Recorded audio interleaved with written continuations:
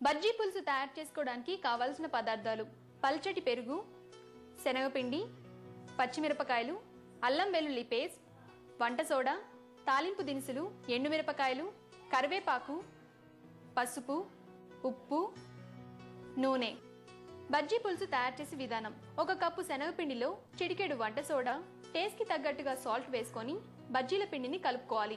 ఇప్పుడు పచ్చిమిర్చి చీల్చి దాంట్లో కొద్దిగా సాల్ట్ రాసి పిండిలో ముంచి వేడి నూనెలో బజ్జీలు వేసుకోవాలి.